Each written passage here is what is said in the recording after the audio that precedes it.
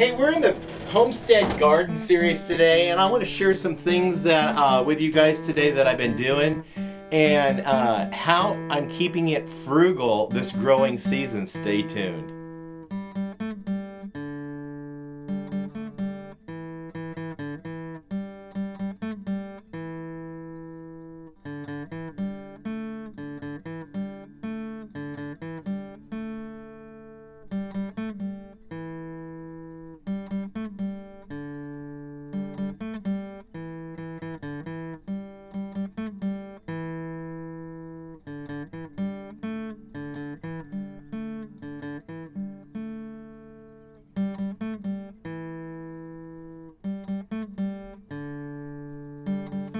Welcome back to Pine Meadows Hobby Farm. I'm your host, Jerry Hansen. This is the greenhouse. It's nice and warm in here. It's like 30 degrees outside. Really chilly in the out in the behind the greenhouse especially. This is what it looks like. Yeah, we got stuff on the ground. But in the greenhouse right now with the solar activity going on, warming things up in here in this controlled environment, we got about 60 degrees right now. I want to go over a couple of things, especially on recycling, upcycling, repurposing, and just keeping it frugal. I got a load of seed today from the market. I paid 25 cents a pack. Let me show you what I got. I had an errand to run to town this morning, so I went and stopped by the local Dollar Tree. You know, folks, they're not, most items are $1, but about half the items went up 25%. They're $1.25 now. That's a 25% inflation rate. Anyway, I picked up $20 worth of seed. Now, these are seed like what I grew last year successfully. I canned them, pickled them, preserved them, and all kinds of manners. Oh, here's one. Here's one.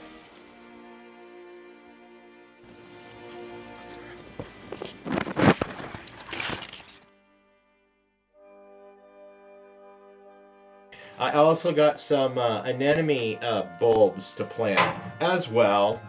These seeds come for $1. This is a variety of radish, the gourmet blend. And then the container variety, these are French breakfast radish. Now I do like to cook my radish. You roast it with a little bit of olive oil and some garlic salt. Oh, it's good. It's wonderful. Got a variety of Grand Bell pepper mix. Two types of peas. I've got the Little Marvel and the Alaska pea. Spinach. Got that spinach. One package of sweet corn. And good for your cardiovascular system, I got 4 things of beetroot. Oh, and the beet greens are really good for you too. They had 3 selection of cucumbers. This is the National Pickling Cucumber. Bought several of those. Picked up a couple of packs of the Market More, as well as the Straight 8. These I will be growing in the greenhouse. These are lettuce. But out in the raised beds, I'm going to be planting this Swiss chard. Both in the greenhouse and out in the garden, I'll be planting some basil. And I'll be planting a sage garden out front. Got 2 variety of carrots. These are the red cord chantenay, or chantenay, however you spell it, and scarlet nantes. Got 1 package of summer squash. Couple of packages of early golden acre cabbage. I do have plenty of seed left over in my seed banks from years past. Those seeds still grow. We just gotta carefully hydrate them and get them to root. I also picked up a variety of flowers, just a few variety of flowers, not a whole lot. Sunflowers, which is going to be excellent for drying out and giving it as a treat to the chickens. And of course I got the anemone bulbs, which I'll be planting in a planter out front with the morning glories. And of course, as a repellent in the garden, I picked up some marigolds. Those marigolds are deer resistant and also a nice repellent for the garden. Here's the planter I was talking about. I'm going to be planting the morning glories along the back, just a couple of the seed packets, and then these along the front. And I'm going to place them at the base of my trellis in the front of my house. That way I can have the anemones growing along the front and the morning glories growing up the back, right up the trellis. I also had a chance, took a nice afternoon and planted the heather and the lavender that I had gotten for the front of my landscaping.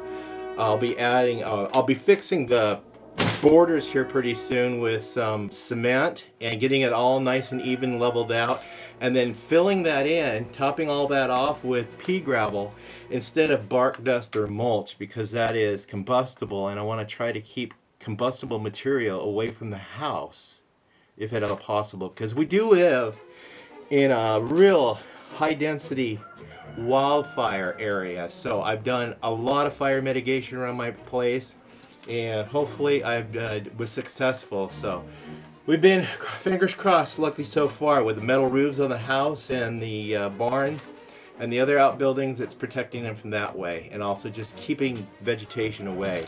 That's another good thing. Back to gardening.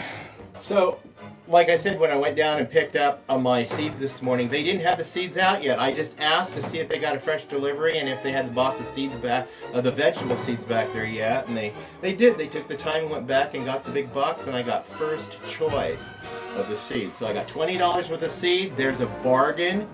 They're 4 for $1 on the vegetable seeds. Now, I guarantee you, these grow. I did them last year. They all grew. I canned them. I preserved them. I pickled them. They work. Let's set that aside for right now, because I'm going to work on that project a little bit later. But I'm going to take my coat off because I'm in the greenhouse. The sun's full blown up. It's about 10, 11 o'clock in the morning, and it's getting hot in here. I don't want to open the windows quite yet. If I want to plant seeds, I want them to germinate well. So as far as upcycling and recycling goes, I'm taking cottage cheese containers, drilling holes in the bottom for drainage, and then I'm just spray painting them.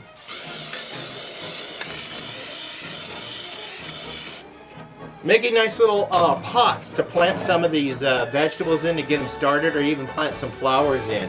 I've got 3 styles of paints that I'm using because that's what I have available in my inventory. So this is upcycling, repurposing. I went down to Dollar Tree also, and I went and got some of these, these little things that you press on there, and it kind of gives it a little bit different feature for the plant. Here's some other examples of what I did to these pots. Yep. And if you're going to have plastic exposed to the sun, it's wise to paint the plastic anyway, because you know what? That'll protect the plastic a lot longer from the harmful rays of the sun, because you know what plastic happens to plastic when it sits out in the sun for a while? Yeah, real brittle.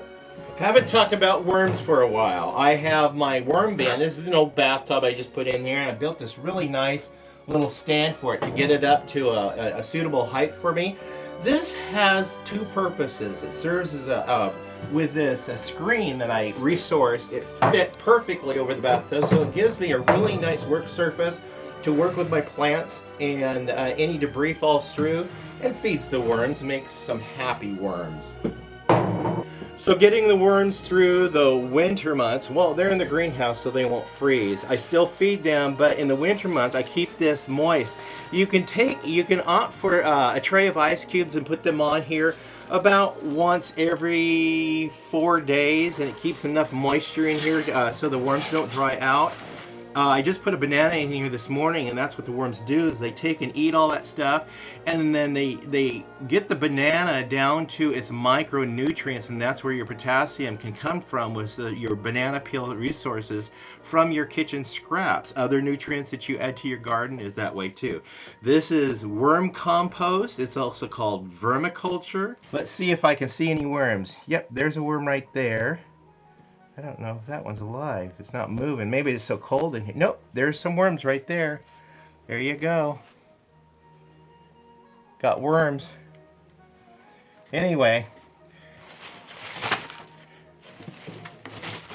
Now I'll be harvesting some worm compost or worm castings, which is worm poop. And I've got a air pump on order right now. I'll be adding that to the bucket of water, my well water. Don't use tap water from the city, it's got chemicals in it. And then I'll be putting a little bit of worm castings in there in a little sachet, and then I'll probably add bee honey because I have bee honey here on my farm that I raise my own bees. Everybody else uses molasses. You can use molasses if that's what you have available, but it's the sugars and stuff that feed the enzymes, the bacteria, the microorganisms that are in that solution that you're going to create an atmosphere for. And then when I create that, I'll do an episode just on making worm tea. This is great for plants because I'll be doing that when I get closer to actually growing and planting my vegetables. Now, keeping it frugal here on the homestead, another thing I did when I was out at Dollar Tree, my wife asked me to pick up something like this. So I went and grabbed these. These actually are $1.25 a piece. And what I'm using them for is, let me show you, and this is a DIY homestead hack that I'm going to throw into this show. I had this real tarnished brass shell mortar round from, I got when I was a teenager, probably 16 years old. Anyway, it was really tarnished. And what I did is I just set it down into this pitcher and I just soaked it in ammonia. That's it, just regular household ammonia. Soaked it in there, pulled it out, for a couple of hours, pulled it out, turned it over so I get the whole shell. Came it out and it cleaned it up. I didn't rub anything on there. And it really cleaned up the bottom, which I'd never been able to get the tarnish off the bottom. But that, if you look on the inside, that's tarnish. Oh, that's what it really looked like, really bad. But that's a DIY homestead hack thrown into this episode. Just ammonia to clean up your gold, your silver, and your brass, and perhaps some other metals. Now, we have been using this as a vase. I was going to turn it into a lamp. I still might turn it into a lamp, but my wife likes it better as a vase, and that's why she asked me to pick up these plants. I don't know how she wants it. I just throw them in there.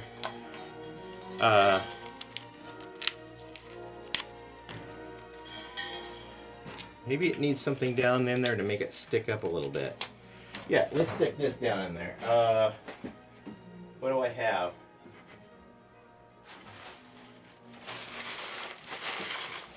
I have this. Let's shove this down in there. It's just a paper bag.